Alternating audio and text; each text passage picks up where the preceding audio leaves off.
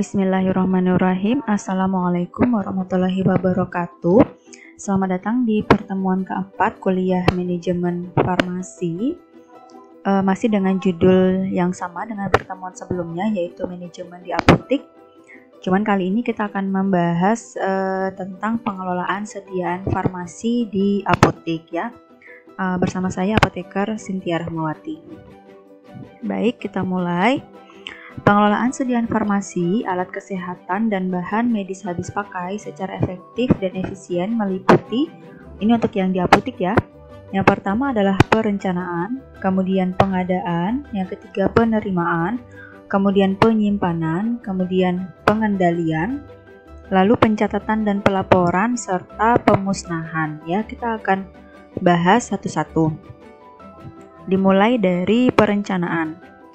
Perencanaan kebutuhan merupakan kegiatan untuk menentukan jumlah dan periode pengadaan sediaan farmasi, alat kesehatan, dan bahan medis habis pakai sesuai dengan hasil kegiatan pemilihan untuk menjamin terpenuhnya kriteria tepat jenis, tepat jumlah, tepat waktu, dan efisien secara biaya ya. Pedoman perencanaan itu harus mempertimbangkan yang pertama adalah anggaran yang tersedia ya, karena ketika kita merencanakan untuk belanja ya, kita harus tahu dulu nih anggaran yang kita punya itu ada berapa banyak ya, disesuaikan dengan anggaran yang tersedia. Kemudian karena tadi anggaran itu terbatas ya, sedangkan mungkin yang akan kita belanjakan itu jumlahnya banyak gitu ya, maka kita harus menetapkan prioritas mana nih yang kita utamakan untuk dibeli atau untuk dibelanjakan ya. Apakah yang pastinya obat-obatan yang fast moving ya, obat-obatan yang paling laku. Kemudian dilihat juga sisa persediaannya atau sisa stok di bulan lalu misalkan ya, kita lihat berapa sisa stoknya. Kemudian data pemakaian periode yang lalu ya, ini juga sama bisa dilihat dari kartu stoknya. Misalkan periode lalu penggunaannya berapa, misalkan amoxicillin tablet ya, bulan lalu itu habis dalam jumlah 5 box misalkan gitu ya.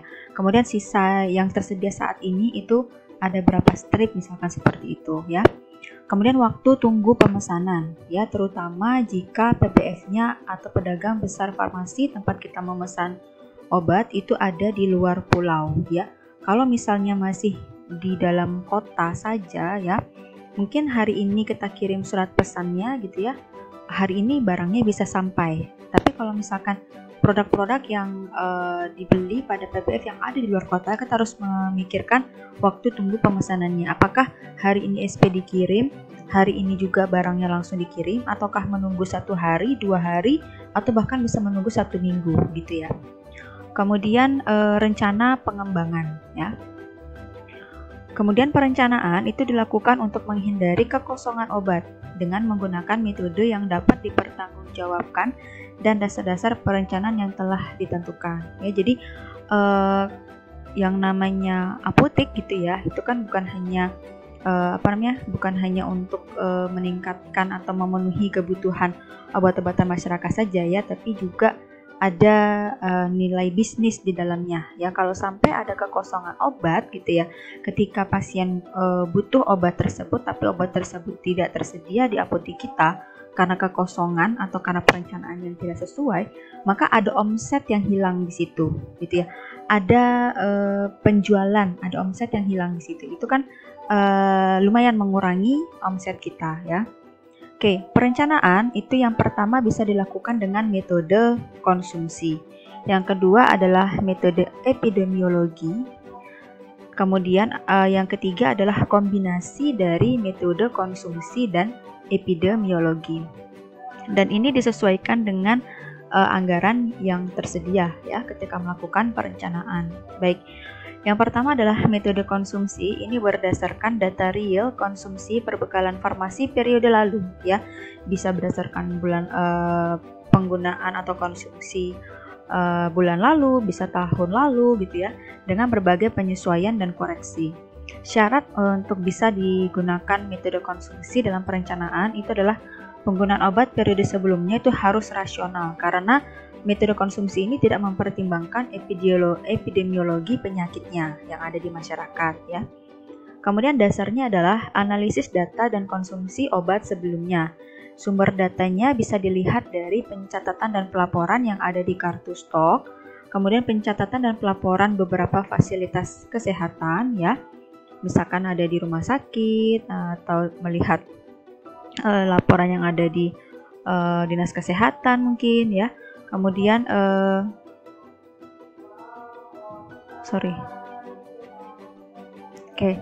bagaimana yang kedua ini bagaimana obat-obat item apa saja yang digunakan gitu ya. Kemudian yang ketiga adalah hasil pertemuan dari beberapa tenaga medis ya, apa yang dibutuhkan. Kemudian metode epidemiologi atau morbiditas atau berdasarkan angka kesakitan ya. Ini berdasarkan jumlah kebutuhan perbekalan farmasi yang digunakan untuk beban kesakitan atau morbidity load yang didasarkan pada pola penyakit, perkiraan kenaikan kunjungan, dan waktu tunggunya atau lead time-nya. Syarat dari penggunaan metode epidemiologi ini adalah harus sudah memiliki standar pengobatan sebagai dasar untuk penetapan obat yang akan digunakan berdasarkan penyakitnya ya. Kalau misalkan di apotek misalkan kita harus tahu ya, misalkan penyakit apa nih yang paling banyak diderita oleh masyarakat yang tinggal di sekitar apotek kita ya. Itu bisa kita pesankan obatnya sesuai dengan penyakit-penyakit yang biasa terjadi di masyarakat sekitar apotek gitu ya. Kemudian setelah kita melakukan perencanaan dengan matang dengan metode-metode yang sudah ada, apakah itu konsumsi, epidemiologi maupun gabungan dari keduanya, kemudian kita lakukan pengadaan ya. Pengadaan ini untuk menjamin kualitas pelayanan kefarmasian, maka pengadaan sediaan farmasi haruslah melalui jalur yang resmi ya, sesuai ketentuan peraturan perundang-undangan ya. Maka kalau kita di apotek, maka kita pemesanannya ya harus melalui PBF atau pedagang besar farmasi. Pedagang besar farmasinya pun haruslah pedagang besar farmasi yang legal ya, yang izinnya jelas gitu. Kemudian pengadaan adalah proses mendapatkan barang atau obat yang dibutuhkan untuk menunjang pelayanan kesehatan ya. Pengadaan ini bisa berupa pembelian, bisa berupa produksi, ataupun pengadaan itu dari sumbangan atau hibah ya. Kemudian pengadaan ini merupakan pengambilan keputusan dan tindakan untuk menentukan jumlah obat yang spesifik, kemudian harga yang harus dibayar, kualitas obat yang diterima, pengiriman barang tepat waktu, proses berjalan lancar, tidak memerlukan waktu dan tenaga yang berlebihan ya. Kemudian pemborosan waktu, tenaga, dan biaya ini dapat meningkatkan biaya obat dan menurunkan kualitas pelayanan sehingga perlu dilakukan efisiensi dan penghematan ya. Oke, apalagi kalau misalkan barangnya datangnya itu pesannya hari ini, datangnya baru seminggu atau 2 minggu kemudian gitu ya. Kalau barang-barangnya termasuk barang yang fast moving atau yang paling laku gitu ya, maka itu udah termasuk pemborosan waktu ya, yang bisa mengakibatkan berkurangnya omset tadi ya. Kemudian kita harus membutuhkan mungkin tenaga yang lebih untuk bisa mengadakan obat itu gitu ya. Jadi harus ditekan atau diefisienkan ya. Oke, tadi pengadaan itu dapat dilakukan melalui pembelian ya, nanti ada berbagai macam pembelian akan dibahas setelah ini. Kemudian produksi sediaan farmasi misalkan dalam skala yang kecil ya, contohnya misalkan kita melakukan pengenceran misalnya, atau dari yang misalkan alkohol gitu ya, dari yang konsentrasinya tinggi ke konsentrasi yang lebih rendah, atau misalkan kita melakukan repacking, tapi harus ada syaratnya ya yang dipenuhi. Kemudian yang ketiga, sumbangan, hibah atau dropping. Ini biasanya kalau sumbangan, hibah dan dropping ini biasanya ada di instansi pemerintah ya. Apalagi kalau misalkan ada terjadi kejadian luar biasa gitu ya, biasanya atau memang program-program pemerintah itu biasanya dapat sumbangan, hibah atau dropping dari pusat ke daerah, biasanya kayak gitu ya. Oke, kita bahas satu-satu terkait dengan pembelian tadi ya. Yang pertama ada yang namanya pembelian terbatas. Pembelian ini atau pemesanan ini dilakukan sesuai dengan kebutuhan dalam jangka waktu yang pendek, misalkan 1 minggu ya. Kemudian ada yang namanya pembelian terencana, ya, pembelian atau pemesanan dalam jumlah yang direncanakan untuk waktu tertentu, misalkan untuk jangka waktu selama 1 tahun misalnya, ya. Kemudian pembelian spekulasi ini dilakukan dalam jumlah yang lebih besar daripada kebutuhan yang biasanya gitu ya, untuk mengantisipasi akan adanya yang pertama kenaikan harga dalam waktu dekat. Biasanya diinfoin tuh sama salesnya ya, sebentar lagi ini barang A ini akan ada kenaikan harga gitu ya. Nah sebelum harganya naik ini mau dibeli dulu nggak, mumpung harganya masih harga normal misalnya ya.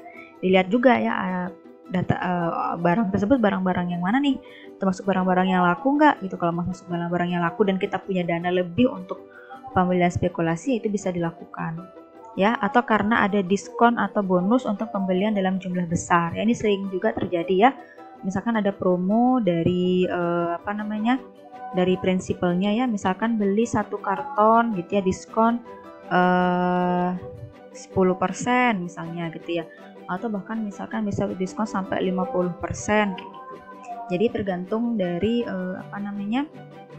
ya lagi-lagi ya tergantung juga jenis barang dan dana yang tersedia. Jangan sampai karena tergiur diskon yang besar gitu ya, beli 1 karton ya, 1 karton itu kan banyak ya isinya ya. Beli 1 karton diskonnya 50% gitu, karena tergiur diskonnya gitu ya, tidak memperhatikan apakah barang itu termasuk barang-barang yang laku atau tidak gitu ya. Jangan-jangan itu barang-barang yang slow moving, tergiur beli, totonya malah ruginya apa? Karena rugi karena barangnya nggak laku meskipun diskon, tapi barangnya barang yang tidak laku gitu ya. Kemudian yang keempat adalah istilahnya pembelian konsinyasi ya. Pemilik barang atau PBF ya, itu menitipkan barangnya kepada apotik ya. Biasanya itu produk-produk suplemen, contohnya kayak madu gitu ya. Nah, apotik itu hanya membayar barang yang terjual saja. Misalkan si pemilik barang atau PBF-nya konsinyasi madu misalkan. Jadi dihitung tuh, oh ini saya nitip gitu istilahnya. Nitip 10 botol madu. Jadi bulan depan dia akan datang lagi tuh, dihitung lagi stok madunya. Oh, stok madunya berkurang 1, berarti ada sisa 9 gitu ya. Berarti ada 1 yang laku. Nah, maka yang laku itu sajalah yang dibayarkan oleh si apotiknya gitu ya. Untuk yang tidak laku ya tidak dibayarkan dulu gitu. Jadi mana yang laku aja baru yang dibayarkan. Pun kalau misalkan ada barang yang ingin ditukar oleh si apotiknya pun bisa. Misalkan ini saya mau kembaliin 99-nya, itu bisa. Nggak ada penalti, nggak ada yang perlu dibayarkan gitu intinya ya. Yang dibayarkan hanya yang laku saja. Kemudian ada namanya pembelian just in time ya, yaitu pengadaan dengan jumlah yang diperlukan pada saat dibutuhkan oleh konsumen. Ini biasanya pada obat-obat dengan harga yang mahal, misalkan vaksin ya. Vaksin itu kan jarang ya hanya digunakan oleh misalkan anak-anak gitu ya, pada waktu tertentu saja, dan harganya biasanya relatif mahal ya. Kalau misalkan kita pesan terus kita simpan itu udah harganya mahal, dikhawatirkan malah tidak laku, malah rugi gitu ya. Jadi bisa tuh pembelian just in time. Jadi beli itu hanya pada saat ada permintaan dari konsumennya atau dari pasiennya gitu. Misalkan saya butuh albumin misalkan, albumin juga mahal ya harganya, dan mungkin jarang orang pakai juga gitu, atau jarang laku di apotik dan itu harganya mahal ya. Misalkan ada pasien datang, saya butuh albumin gitu ya, 1 botol misalkan, dengan harga setelah kalian cek data harganya itu 1 jutaan misalkan, kan lumayan ya kalau untuk kita pengadaan rutin gitu ya. Akhirnya oke, nanti akan saya sediakan barangnya, Bapak tunggu misalkan nanti sore, misalkan PBF-nya dekat gitu ya, nanti sore barangnya akan ready di apotik ini misalkan. Ya udah, nanti kalian tinggal pesan aja bikin SP ke PBF gitu ya, pesan albumin, pastikan albumnya bisa langsung datang hari itu, dan sore bisa atau malamnya bisa langsung diterima oleh si pasiennya gitu. Jadi itu namanya pembelian just in time, hanya dipesan ketika ada pesanan dari pasien, yaitu namanya just in time. Oke, yang ketiga adalah penerimaan ya. Penerimaan merupakan kegiatan untuk menjamin kesesuaian jenis, spesifikasi, jumlah, mutu, waktu penyerahan, dan harga yang tertera dalam kontrak atau surat pesanan dengan kondisi fisik yang diterima. Jadi ketika kita menerima barang ya dari PBF, jadi kan urutannya itu pertama kali kita memesan barang menggunakan surat pesanan ke PBF ya. Nanti barang-barangnya disiapkan oleh PBF, kemudian akan sesuai dengan surat pesanan yang kita buat ya, kemudian barangnya akan dikirimkan ke apotek atau ke outlet kita. Nah, ketika barangnya sampai di outlet gitu ya, di apotek kita, maka kita melakukan penerimaan. Nah, sebelum kita menerima barang itu gitu ya, kita lakukan dulu pengecekan ya untuk menjamin tadi kesesuaiannya.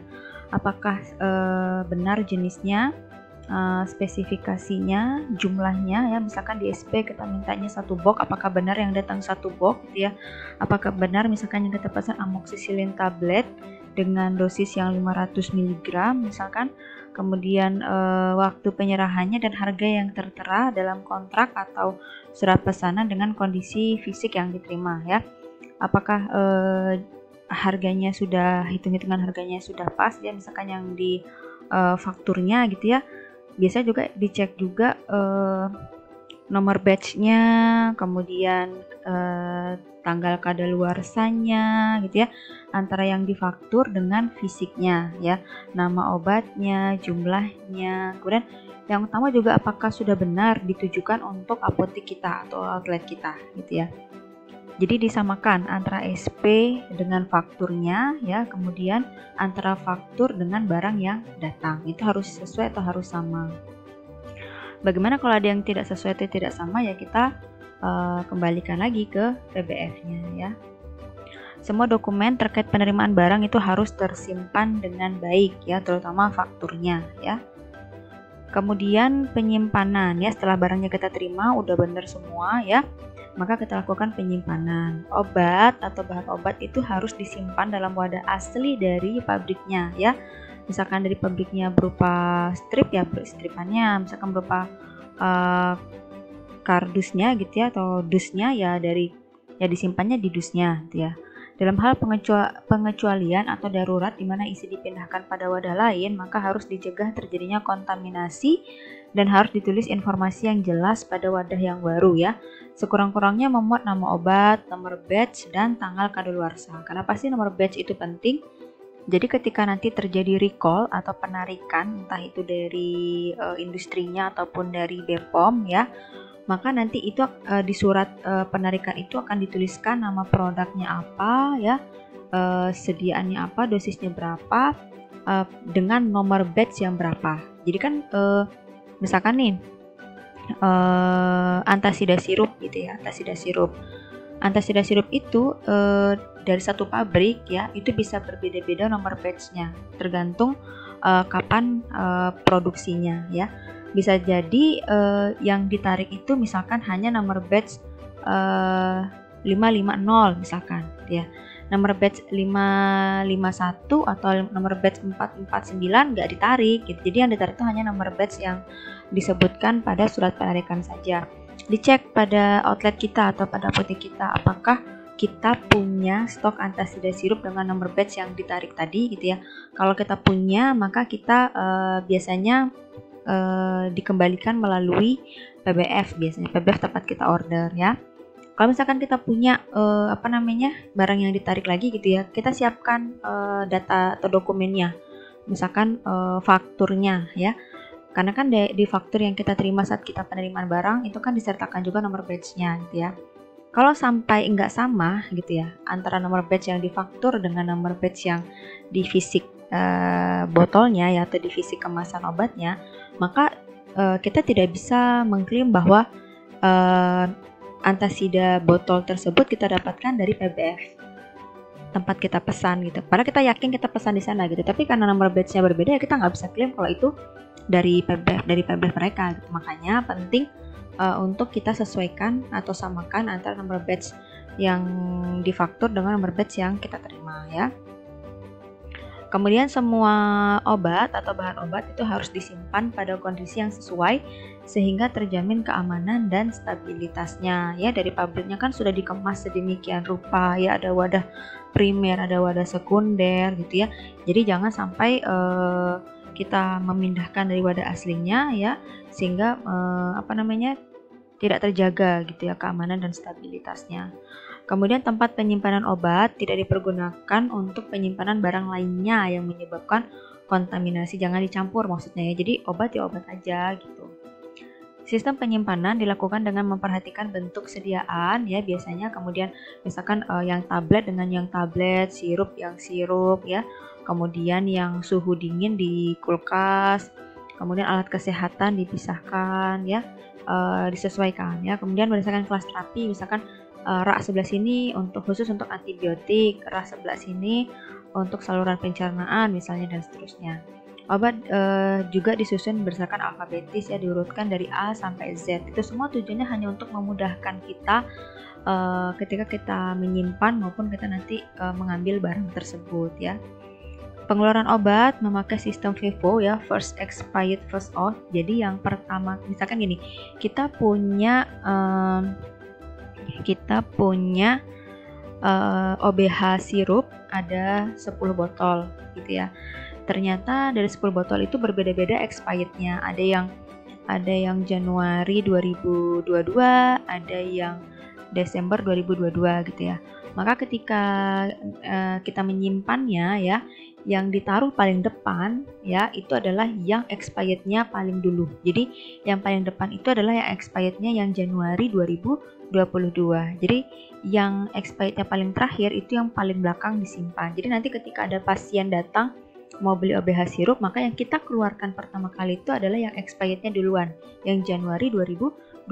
Kalau kita tidak atur FIFO-nya ya, dikhawatirkan nanti kita punya obat yang kadaluarsa. Kalau kita punya obat kadaluarsa, maka ya itu akan menjadi kerugian di apotek ya.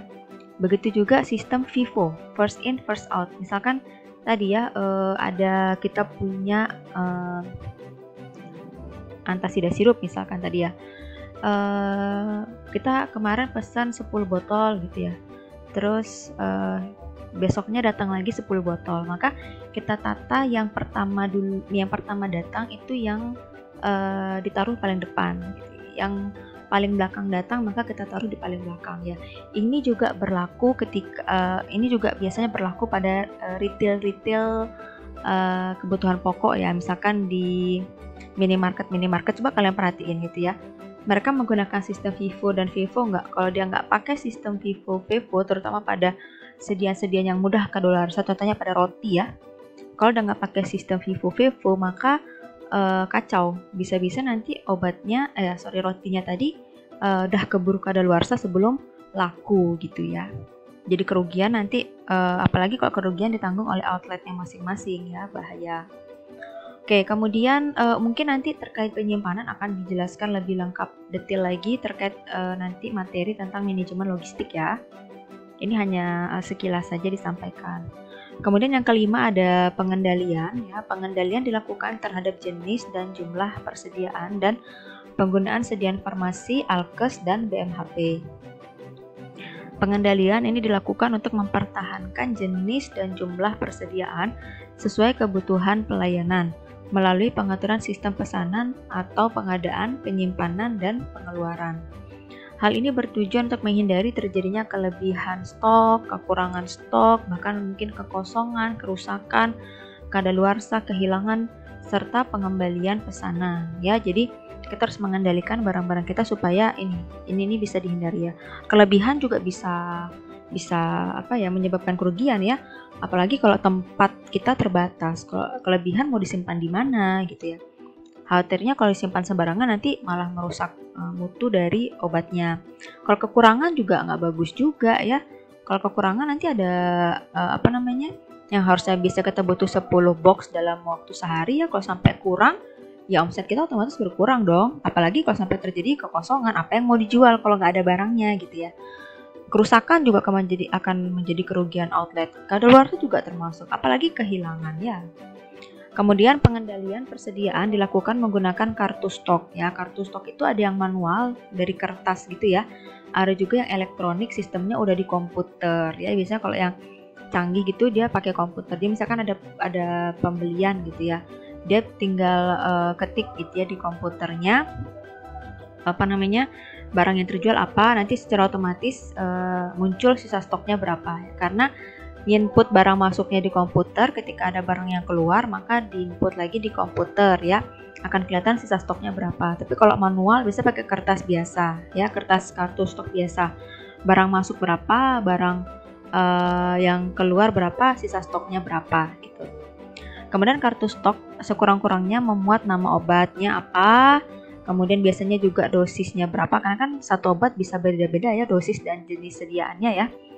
Misalkan kayak paracetamol ya, paracetamol ada berbagai macam dosisnya, kemudian sediaannya juga berbagai macam, ada yang tablet, ada yang sirup gitu ya. Jadi biasa ditulis ya nama obat, dosis sama bentuk sediaannya. Kemudian tanggal kadaluarsanya, jumlah pemasukannya berapa yang dari PBF, kemudian jumlah pengeluarannya berapa yang sudah kita jual, dan sisa stoknya berapa. Ya misalkan barang masuknya misalkan 10 botol ya, berarti nggak ada, sebelumnya belum ada barangnya nih, berarti ya sisanya 10 kan. Kemudian ada penjualan di hari ini 2 botol, maka di pengeluaran ditulis 2, maka sisanya adalah 10 kurangi 2, sisanya jadi 8 botol, contohnya seperti itu ya. Kemudian cara untuk mengendalikan persediaan sediaan farmasi Alkes dan DMHP adalah dengan melakukan evaluasi persediaan yang jarang digunakan atau jarang keluar barangnya ya, jarang ada yang beli gitu ya, namanya adalah slow moving. Melakukan evaluasi persediaan yang tidak digunakan dalam waktu 3 bulan berturut-turut atau dead stock dia selama 3 bulan ini nggak pernah laku, nggak pernah keluar barangnya. Kemudian yang ketiga dilakukan stok opname yang dilakukan secara periodik dan berkala. Ada yang stok opname sebulan sekali, contohnya pada sedia narkotik psikotropik. Ada yang setahun sekali, ada yang sebulan sekali, tergantung dari kebutuhan apoteknya ya. Yang keenam, melakukan pencatatan dan pelaporan ya. Dilakukan secara tertib dan berkesinambungan untuk memudahkan penelusuran kegiatan yang sudah berlalu. Apalagi nanti kalau misalkan ada sidak dari Dinkes atau BPOM ya, kita kalau pencatatan dan pelaporan kita baik ya, mudah aja kita untuk menunjukkan bukti dokumentasi kita ya. Tujuannya adalah yang pertama bukti ya bahwa pengelolaan sediaan farmasi itu memang telah dilakukan, sumber data untuk melakukan pengaturan dan pengendalian, kemudian sumber data untuk pembuatan laporan ya. Nah, pencatatan dilakukan pada setiap proses manajerial atau pengelolaan sediaan farmasi, Alkes dan DMHP ya, yang meliputi pengadaan ya, ada surat pesanan, ada faktur, penyimpanan ya dengan menggunakan kartu stok, penyerahan, ini bisa berupa nota atau struk penjualan, dan pencatatan lainnya yang disesuaikan dengan kebutuhan yang ada di apotek. Ini contoh surat pesanan yang obat-obat biasa ya. Nama apoteknya apa, alamat, telepon, apanya siapa, apoteker pengelola apoteknya siapa, nomor SIPA-nya berapa, nomor SIM-nya berapa, kepada yang terhormat PBF-nya mana, ini nama barangnya apa, jumlahnya, nanti ditandatangani oleh apoteker pengelola apotek ya. Ini contoh pesanan yang mengandung prekursor dan obat-obat tertentu ya, ditulis di sini, tinggal diisi saja namanya apa ya, kandungannya apa, yang mengandung prekursor tadi, kekuatannya, dan seterusnya. Yang OT kurang lebih sama dengan yang prekursor. Nah, yang ini surat pesanan untuk psikotropika ya, jadi bisa misalkan satu PBF dia punya 5 macam psikotropika ya, kalau kita mau pesan 5-5-nya bisa digabung jadi satu di sini, tapi khusus psikotropika saja. Kalau narkotika itu sendiri-sendiri ya, misalkan kita mau pesan kodein 20 mg ya udah 1 SP, misalkan mau pesan lagi kodipron gitu ya, maka 1 SP lagi, jadi beda dosisnya, maka beda surat pesanannya ya. Kayak pelaporan terdiri dari pelaporan internal dan eksternal ya. Yang internal itu merupakan pelaporan yang digunakan untuk kebutuhan manajemen apotek, meliputi keuangan ya, laporan barang dan laporan lainnya. Untuk keuangan mungkin nanti akan dibahas khusus di manajemen keuangan ya. Kemudian pelaporan eksternal ini merupakan pelaporan yang dibuat untuk memenuhi kewajiban sesuai dengan ketentuan peraturan perundang-undangan, meliputi pelaporan narkotika, psikotropika, dan pelaporan lainnya. Nah, pelaporan dibuat secara periodik dalam waktu tertentu, ada yang bulanan, triwulan, semester, atau per tahun, tergantung kebutuhannya ya. Kalau narkotik psikotropik itu laporannya setiap bulan ya. Pelaporan narkotik psikotropik itu melalui aplikasi SIPNAP ya. Ini kalau yang manual dulu ya, misalkan yang secara manual dulu yang belum SIPNAP ya. Dibikinnya seperti ini. Kurang lebih psikotropika juga isiannya sama ya. Namanya apa, satuannya apa, saldo awal, pemasukannya dari PBF mana. Kok narkotika kan jelas ya, dari Kimia Farma saja ya. Kemudian jumlah pemasukannya, penggunaan untuk jumlah dan saldo akhir. Untuk yang formulir pelaporan psikotropika juga kurang lebih isiannya sama dengan formulir pelaporan pemakaian narkotika ya. Namanya apa, satuannya apa, ya tablet kah, atau kemudian saldo awalnya berapa, pemasukannya dari PPF mana, jumlahnya berapa, apakah satuannya tadi ya, misalkan satuannya tablet, maka jumlah pemasukannya ini juga dalam satuan tablet. Penggunaannya untuk siapa, nama pasiennya ya, jika memungkinkan juga disertakan alamat ya, dengan kalau misalkan ini ada dengan nomor HP dan nomor KTP-nya ya. Kemudian penggunaan jumlahnya ya. Jumlahnya itu berapa yang diresepkan oleh dokternya. Kalau misalkan disertakan juga nama dokter yang meresepkan itu siapa ya. Kemudian saldo akhirnya ada berapa ya. Kemudian ditandatangani oleh apotekernya ini misalkan untuk laporan per bulannya ya. Kemudian ini adalah aplikasi SIPNAP ya, Sistem Informasi Pelaporan Penggunaan Sediaan Jadi Narkotika dan Psikotropika Nasional ya. Jadi apoteker pengelola apotek akan melaporkan narkotik psikotropiknya pada aplikasi SIPNAP ini setiap bulannya. Nah, meskipun misalkan di apotek kalian tidak mengelola atau tidak menyediakan narkotika, tapi tetap dilakukan pelaporannya di SIPNAP ini ya. Nanti tinggal diisi saja nihil. Misalkan kalian sama sekali nggak punya narkotika gitu ya. Nanti ketika laporannya pada item kodein misalkan ya, maka pada kodein itu dibilang saja pemasukannya 0, pengeluarannya juga 0. Maka nanti di pelaporannya penggunaan narkotikanya adalah nihil atau memang tidak ada ya. Kemudian ini contoh dari laporan stok of name obat ya, misalkan dilakukan stok of name tiap bulan sekali misalnya atau tiap 3 bulan sekali ya. Misalkan nama obat, tanggal stok of name-nya adalah pada akhir tahun ya ini. Kemudian nama obatnya apa? Ini allopurinol, stoknya adalah stok yang ada di komputernya ini adalah 79 tablet ya.